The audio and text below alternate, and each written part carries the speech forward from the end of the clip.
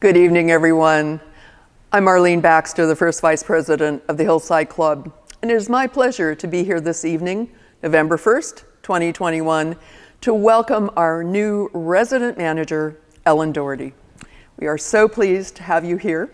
And this is an auspicious night for other reasons too. It is All Saints Eve, it is Samhain, it is the beginning of a new year for some people. So it seems an auspicious beginning to welcome Ellen here to the club.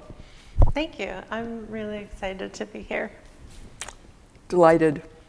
So as some of you who are familiar with the club know, this is a very unusual job.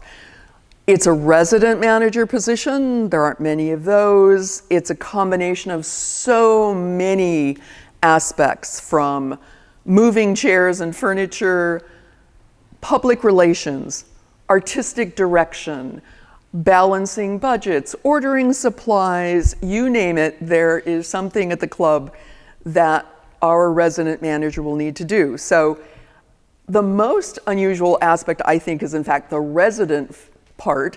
And we're delighted to hear that in your background, you've had other resident positions. Tell us about those.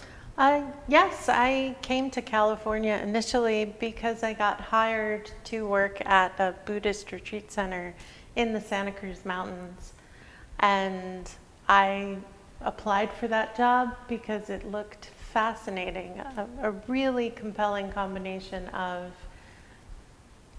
interpersonal contact, greeting people, and also learning about managing community organizations and nonprofit organizations.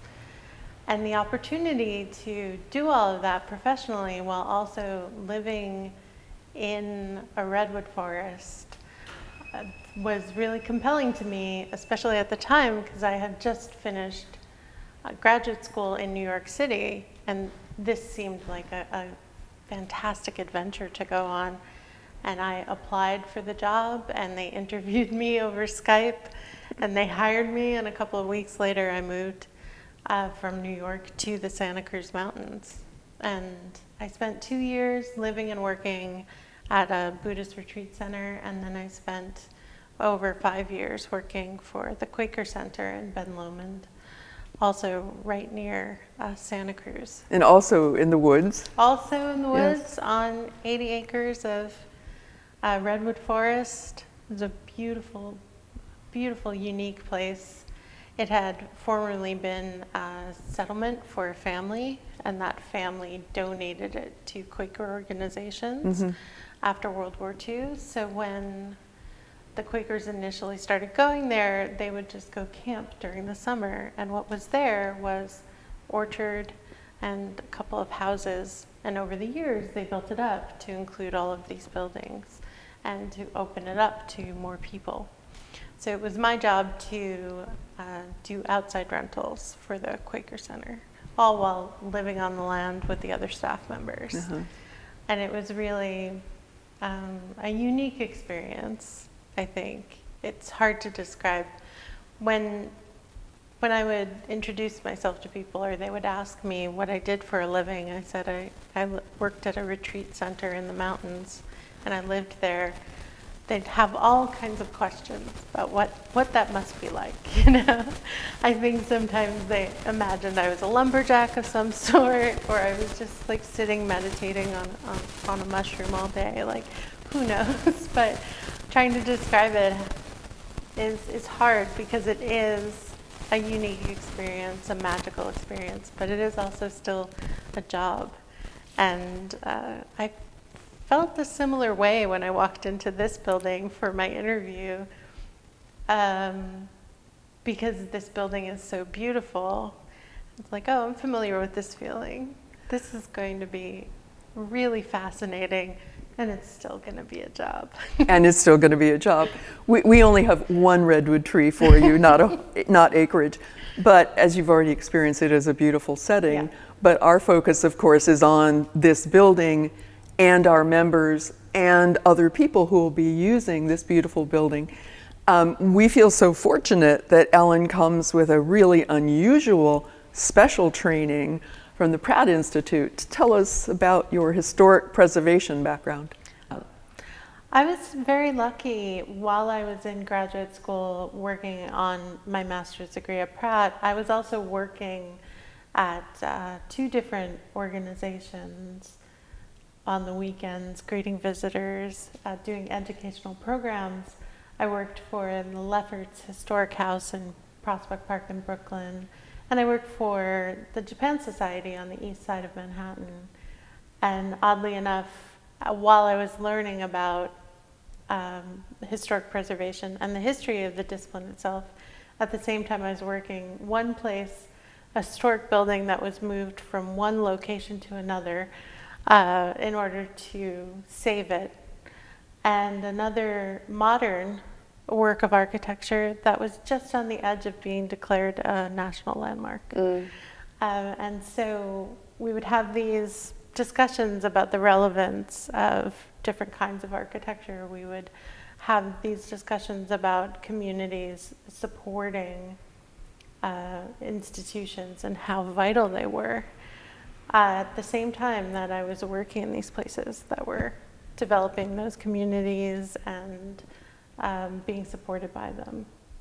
And it was really a pleasure to interact with people who came to love those organizations and support those organizations. And even just being here, you can sort of see that same energy from volunteers and club members who have already come forward with ways of supporting me transitioning into the job, but also ways of activating the space in the club and making events happen and coming forward with ideas for all these new events. And so it's very exciting.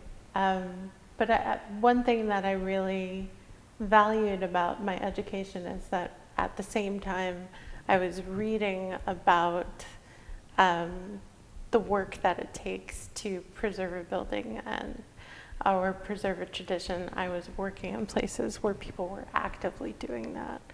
And I'm looking forward to working here because I get that same feeling from the community here that they're really pushing to keep this place relevant so that it's viewed as necessary by the entire community. Absolutely. Because that's what ensures its long-term preservation.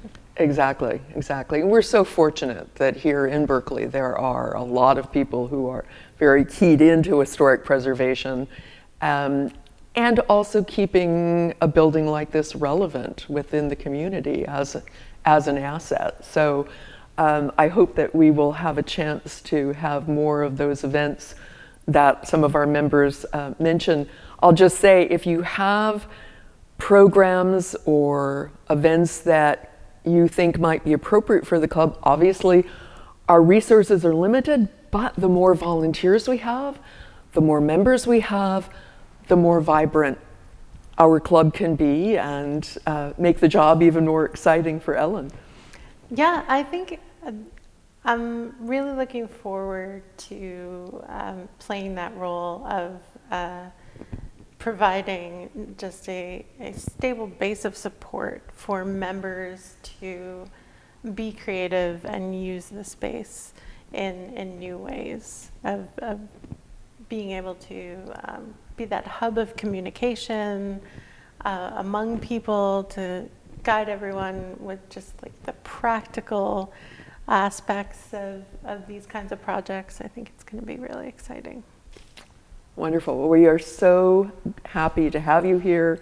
We look forward to having you here for many years to come, and want to give a warm welcome. If you're around, send an email, let Ellen know that you are welcoming her. And of course, we look forward in the new year to having many more events in person when we can all be here together and enjoy our beautiful clubhouse.